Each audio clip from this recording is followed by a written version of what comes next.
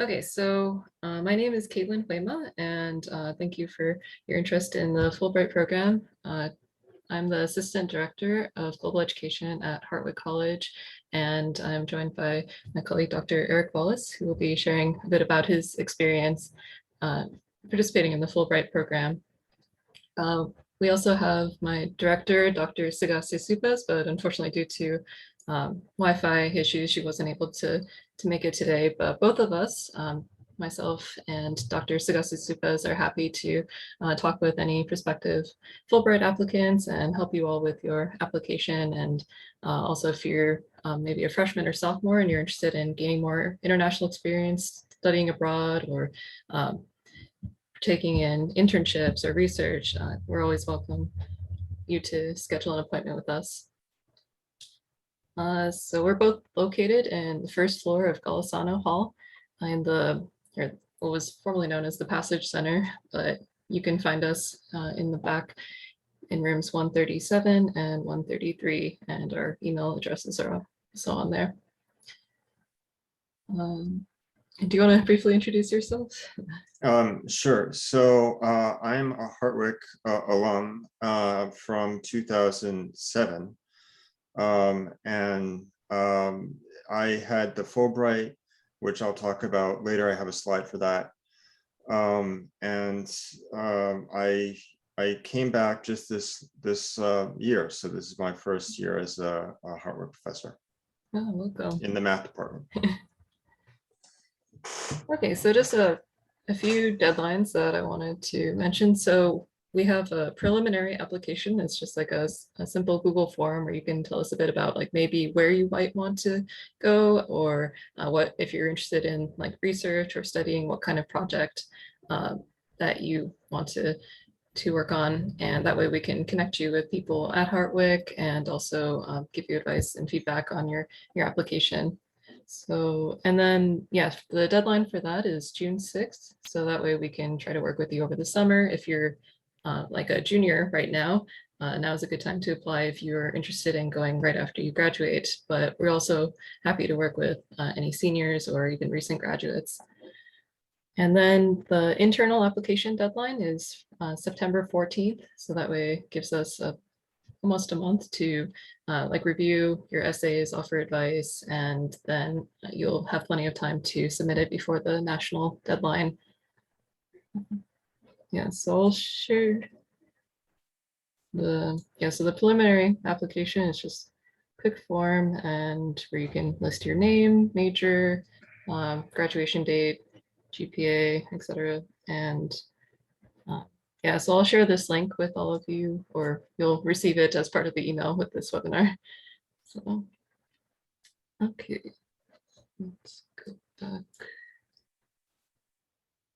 to this.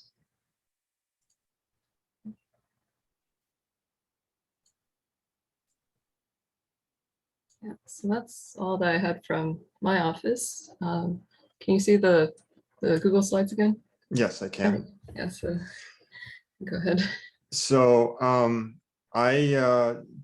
first I should say that Professor Fry had a stellar record of getting students Fulbrights. He had over his career over a dozen, I think, I forget the total number.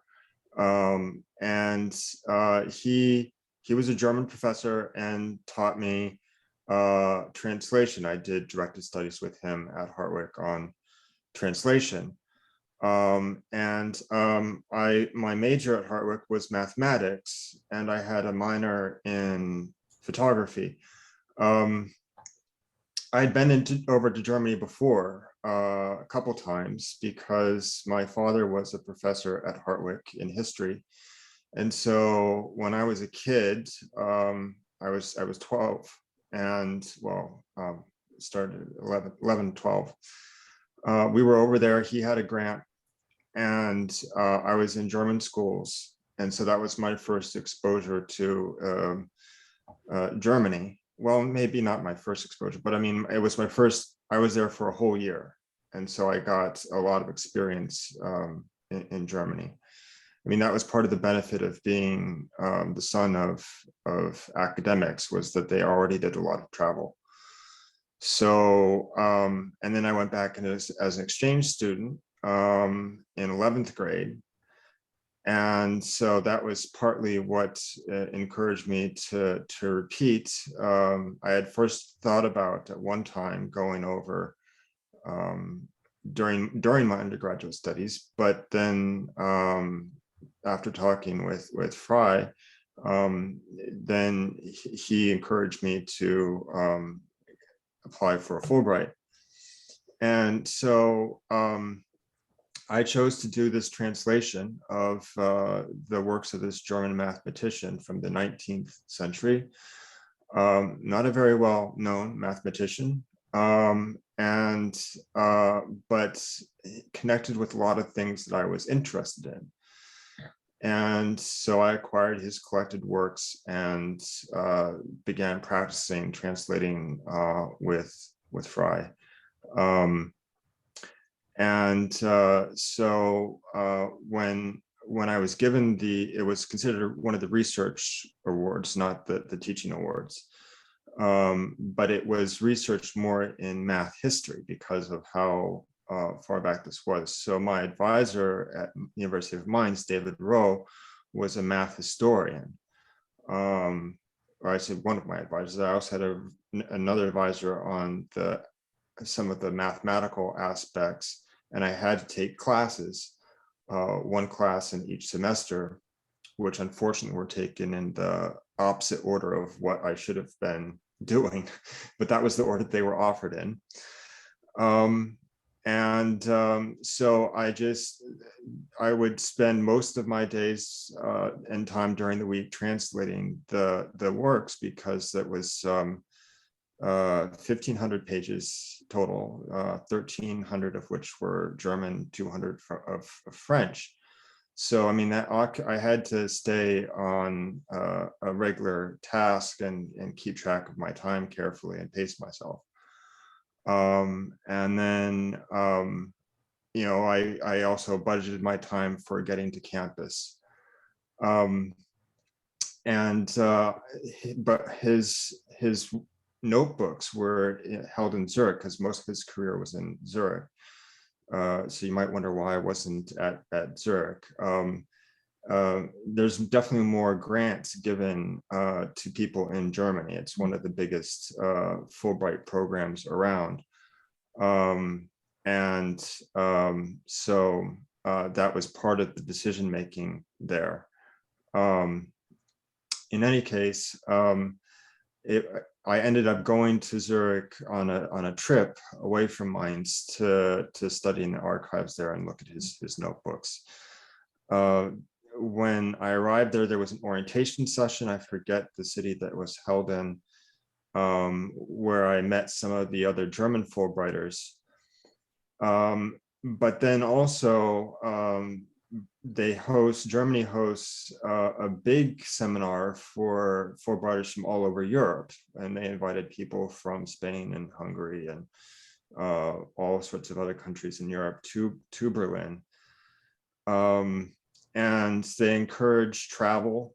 I mean, they want you doing your project if you're doing a research project, but they also want you to get involved in the culture and get some experience and see things. And because they do view the Fulbrighters as they tell you, ambassadors of sorts between countries. I mean, not formal ambassadors, but the ability to speak with familiarity about the culture of a certain country that you've been to, and that in fact was part of my application, was saying that by the experience of doing translation in Germany, I could gain deeper experience and try and explain aspects of the way Germans do math, or the way Americans do math, and have an intercultural approach to mathematics. And the truth is, to this day, I use German stuff in my math classes. at least at the level of teaching, it is something that I have carried out. But I should just close in saying that, I mean, when I did have the opportunity to travel, I was able to tap into one of the other aspects of my Hartwick studies, which was photography. And so I have a link at the bottom of my slides to a photo. I have my own website that with all sorts of photos I've taken, but some of them on the website were from the trip to Germany. So if you can click on that link, you'll see black and white photos of Berlin taken when during the night when I was at that Fulbright seminar. So there you see the Bundeskanzleramt. It was not that far from where the events were taking place. So I was able to get over there quickly and walk along that canal to photograph at night with my tripod. And then they gave me a full day with which to explore the city and the others. And so it was in the winter, and so there was not such the great weather, but I was able to dodge snowflakes and get around to see all sorts of buildings. Before I transferred to Hartwick, I had been in architecture before doing math, and so I had awareness and an interest in the theory behind many of these buildings. So, and not all of the photos on this site are from the trip. This Toronto thing's from something else. It's unrelated to the Fulbright, but there's definitely photos, a lot of photos from the trip, from Prague, from Milan.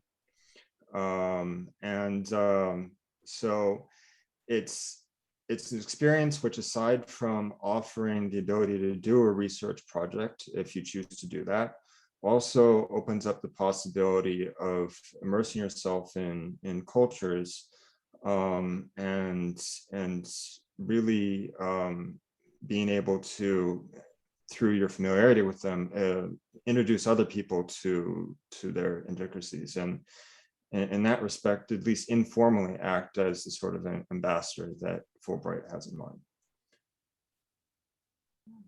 Yeah, thank you so much for sharing about your research grant and experience in Germany and various different countries. Do you have any advice for Hartwick students that are applying maybe this upcoming year, or how they can strengthen their application? Well, I thought that the advice that they gave during the session was very good. I mean, you want to. I, of course, had to think about carefully how I could promote math in an intercultural way. That was sort of the trickiest part. Some people, depending on the subject, may have an easier time of that. I remember when I was at the Berlin seminar, some of the other Fulbrighters were researching the way forestry was done in Germany to try and apply it in the US, because, of course, in the Schwarzwald, there's a pretty strong forestry program. And so there was an American Fulbrighter trying to understand how that, learn their techniques and talk with them and try and understand the similarities and differences between the German forest and the US forest, and if there could be any learning from them, from us, or the other way around. So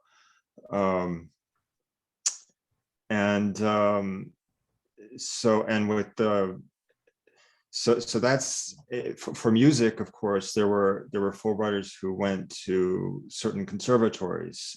There were a couple of pianists that went to Hungary. and to the Liszt Conservatory.